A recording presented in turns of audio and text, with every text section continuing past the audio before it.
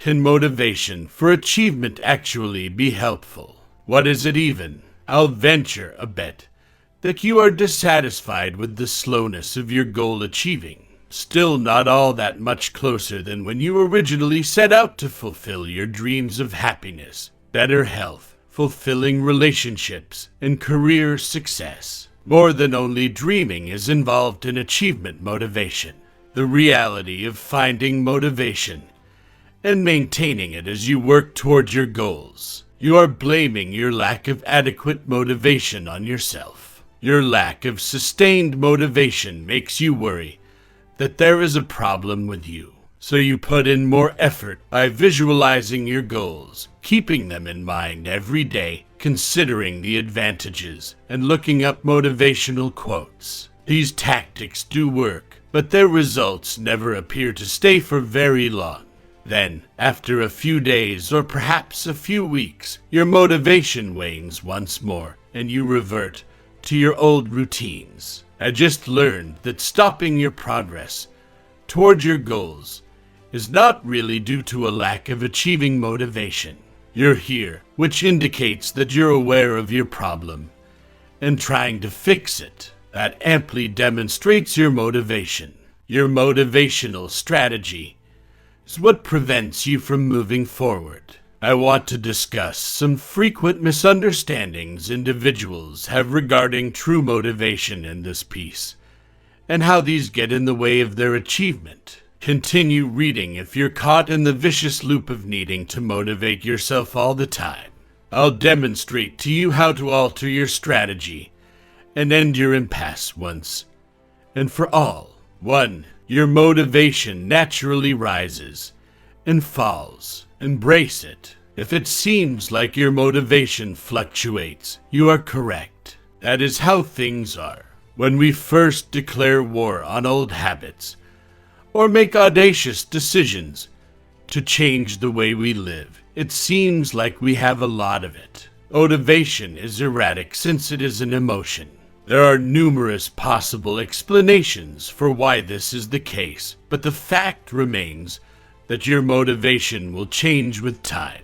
Because of this, it's a bad idea to rely on success motivation to help you achieve your goals. After some time, many people find it difficult to maintain the new behaviors. Bad days are inevitable when you're worn out, sleep-starved, depressed, or ill. The fact of life, with the little energy you have that day, fighting it by being inspired, is not a very good use of it. It gives you the impression that there is a problem with either your motivation or, worse yet, with you. I'll say it again. Accomplishment motivation fluctuates because that's just how it works. Nothing is wrong with you. The best course of action is to embrace it and adjust how you use motivation. 2. Instead of using achievement motivation to drive yourself toward your goals, try this. A motivating low follows the initial surge of energy to work toward your recently established goals. This is expected. Remember what I mentioned earlier. At this point, a lot of folks give up. But if you're committed to your objectives, you'll work harder and make an effort to motivate yourself to work out or eat better, even while your body hurts, and all you can think about is something sweet and soothing. Motivating yourself fills your internal batteries with vitality. The issue is that you are unsure of how long it will last, and when you will need to recharge your batteries. And if you had a battery that was fueling your important organs, would you hesitate to utilize it and carefully examine how to use it to get the most usage possible out of its finite lifespan? Would be, I guess I do because this is how things are for me. Don't waste the few resources you have.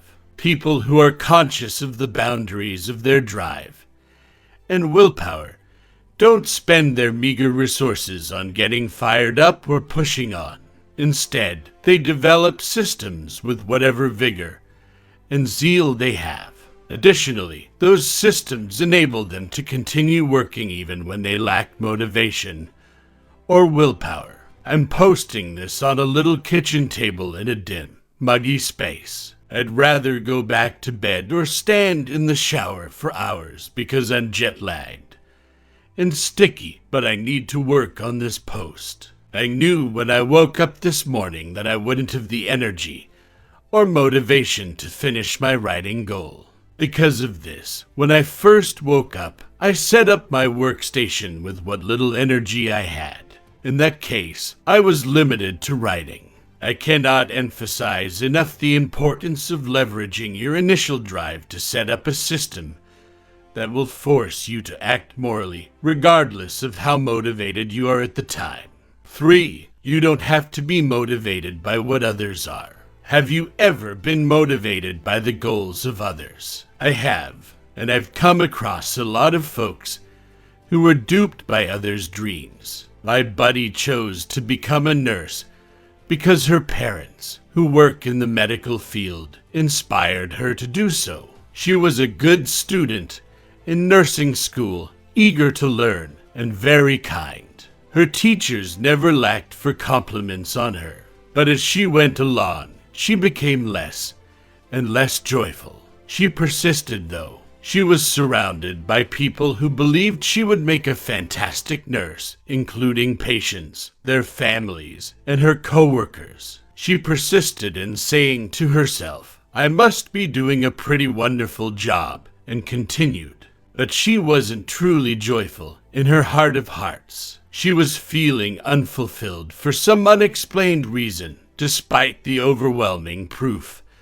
that her work was greatly benefiting others. Soon after graduating, she began to disappear into a large black hole.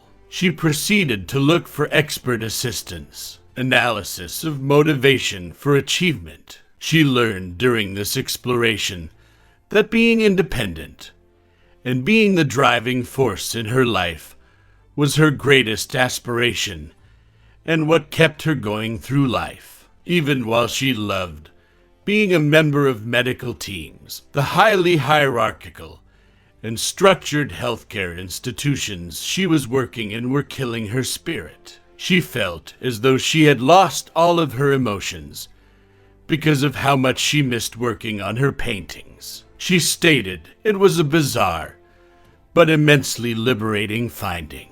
I've been motivated by my parents' outstanding work and dedication to assisting others. I still want to be of service to others, but I must first ensure my own happiness and fulfillment. She established a side craft business while continuing to work part-time and worked to grow it until she was prepared to leave her nursing position. She has definitely much happier since. Successful people, according to the author, develop goals that are consistent with their personalities, values, interests, strengths, abilities, mission, and purpose. C.H. Friesen, Ph.D., is a psychologist with expertise in assisting professionals, business people, and athletes in achieving their peak performance. We only have one life, as you've likely heard a lot. Why squander it on endeavors that don't actually satisfy your soul?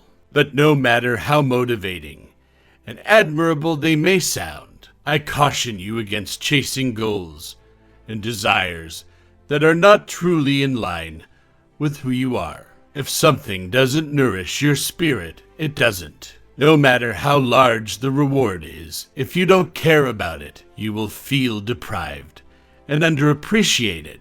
You're going to lose it all. 4. The secret to success is being realistic about your aspirations. It's crucial to pursue bold dreams. This challenges us to accomplish the impossible, which causes us to develop.